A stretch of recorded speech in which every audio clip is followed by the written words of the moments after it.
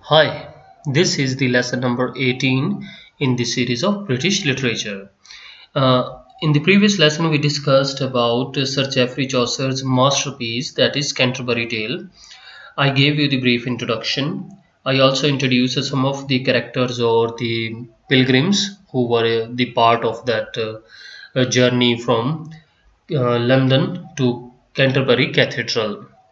And on the whole, if I tell you some of the things as to repeat, these people, these pilgrims represent the different sections of society. So in the tales, you will see that some vulgarity, some corruption, everything would be there. So what Geoffrey Chaucer has done, that he's not presenting only the moral and good things, he's presenting the real things. What were the merits and demerits of that London society in the 14th century? So we shall discuss some of these stories one by one. So one more thing, that each of these stories has a prologue, means whenever there is a pilgrim, means first we have as a knight. Before starting the story, he used to say something about the story or some of his own, means feelings. So this is the part of the prologue. Every pilgrim has a prologue in before the story. So the first story we are now starting, that is the Knight's Tale. The knight among those pilgrims. So the story told by the knight is called as the Knight's Tale. First, it is in heroic couplet. So written in heroic couplet. Second, it is based on Tessida. I told you quite a few times before that Giovanni Boccaccio, an Italian writer, he has written the work Tessida. The plot of that poem has inspired Sir Geoffrey Chaucer to write this tale, Knight's Tale, and in this tale, the major plot is taken from that story.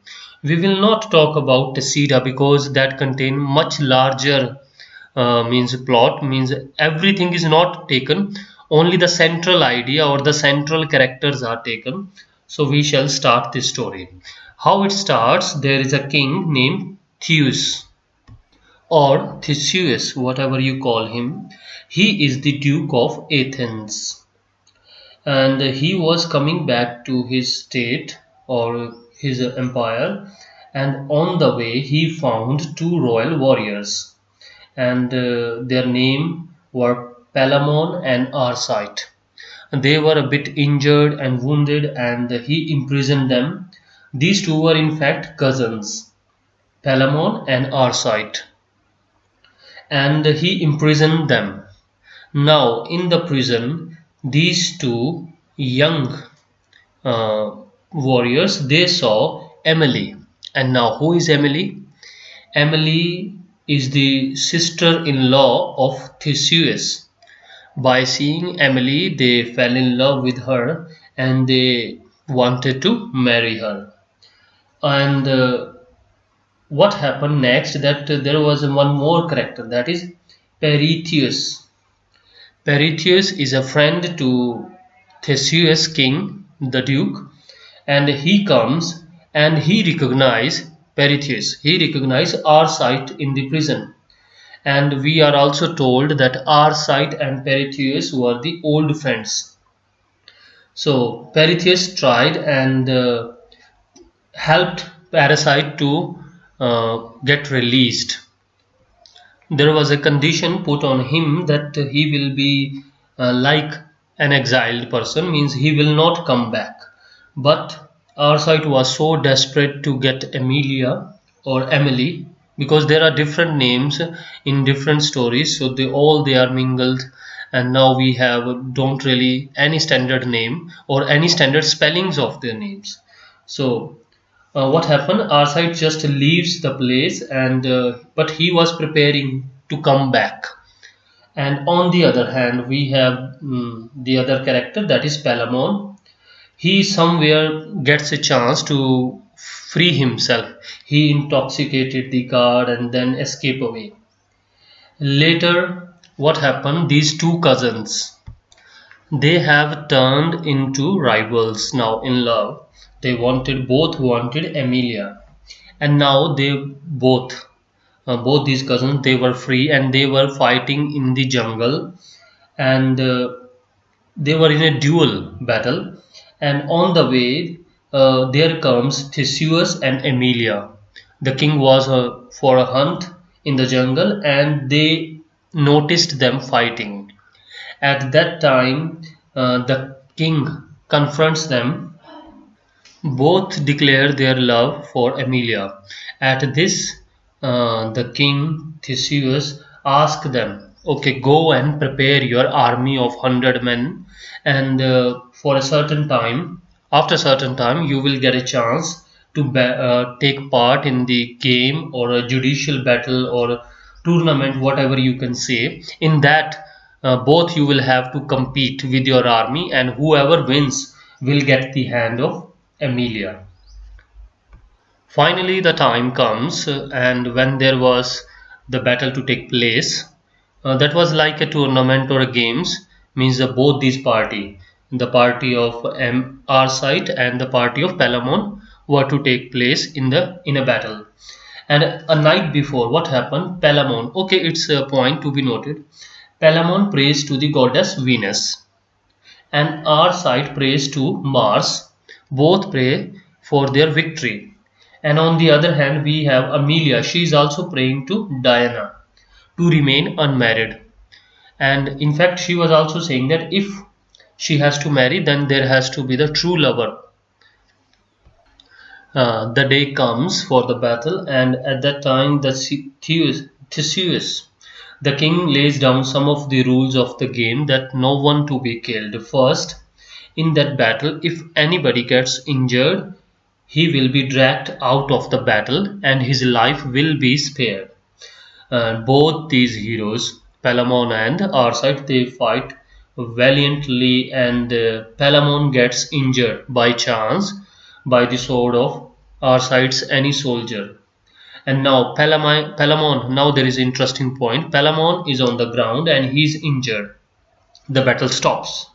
Arcite is declared as the winner by the king. Then happens a divine intervention by Saturn. It is said that by Saturn the divine intervention happens, and Arcite is thrown off from his horse and severely wounded by the horse. Means there is something supernatural happen in the sky, and the horse gets scared, and Arcite, who is on the horse, is thrown off, and the horse attacked Arcite, and Arcite is severely wounded. And just before dying, Arcite tells Amelia to marry Palamon, as he will be a good husband. And finally, Palamon and Amelia are married, and Arcite was killed. And that's how the story ends. And all of these characters, there are several, like 5-6 characters. If you go to Google and you will search this story, you will find their name spelled separately. Means sometimes you find this kind of spellings and sometimes you find another kind of spellings.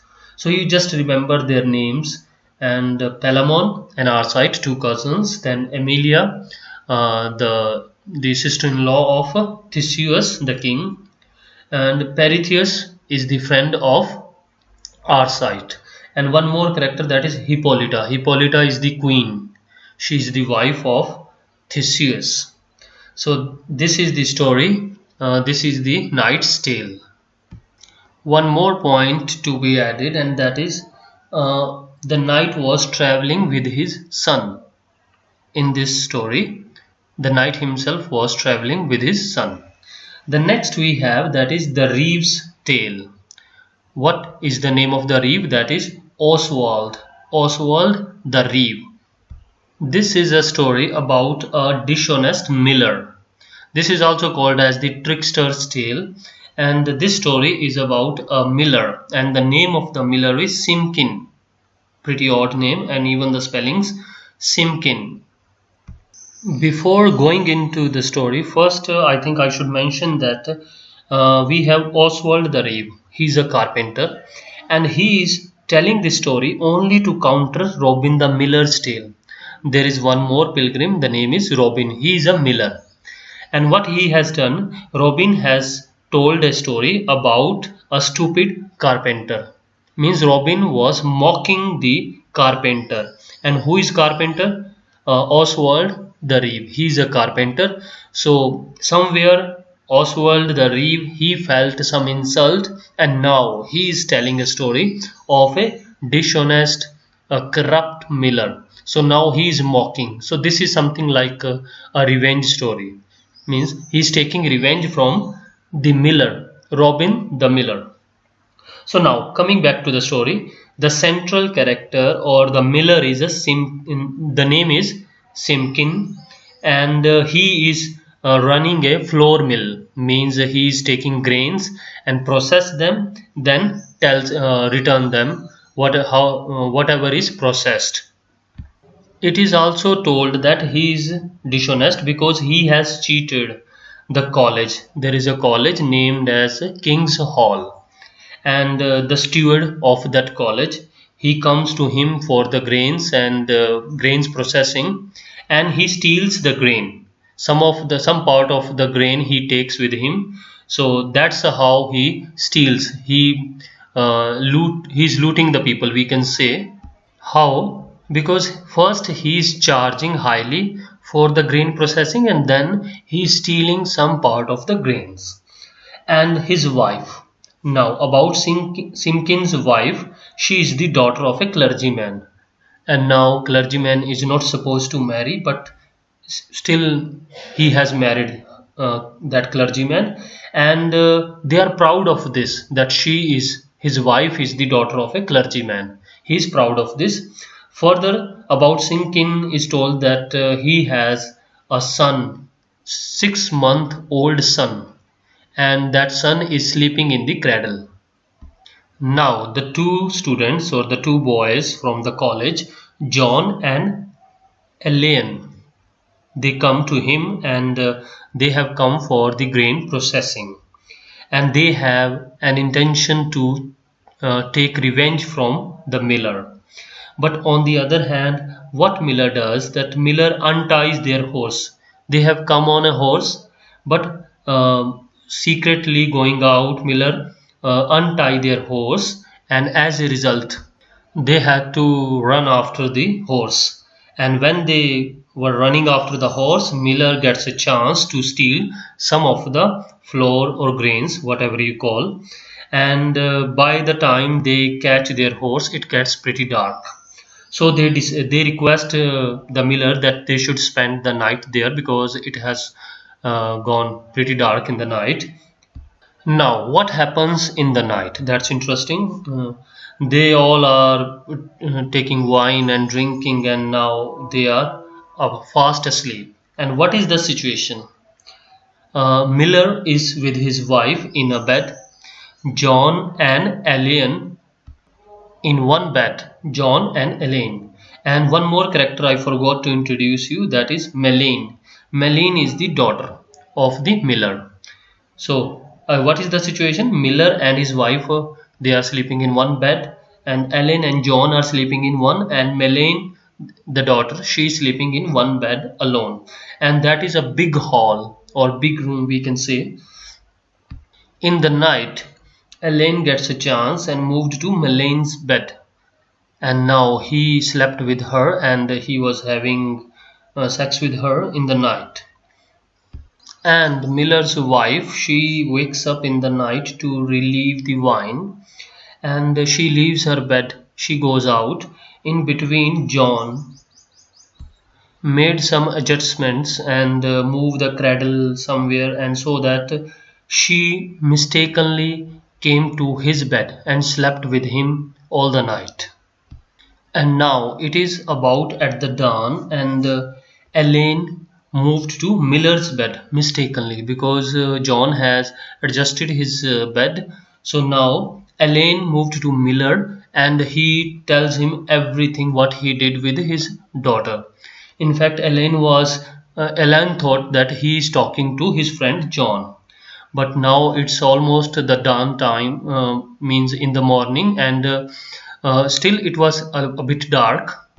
But listening to this, what is told by Elaine, the miller shouted and cried loudly, and then all wake up. And his wife, Miller's wife, mistakenly hit him on his head, and she thought that it is John, but she hit him on his head. And by the morning, the two students they ran off with the grain, and also they stole some of the bread and other pieces. So that's how the story ends. So it is all about the two students and they are cheating the miller. So it is full of vulgarity and all those things involved in it.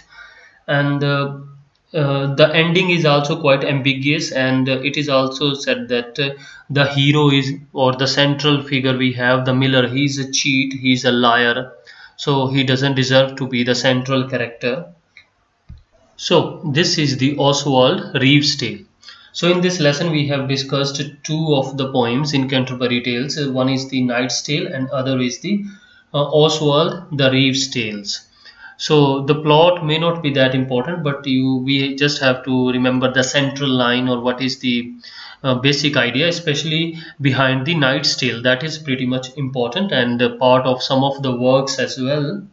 So in the next lesson we shall discuss some more poems from Canterbury Tales.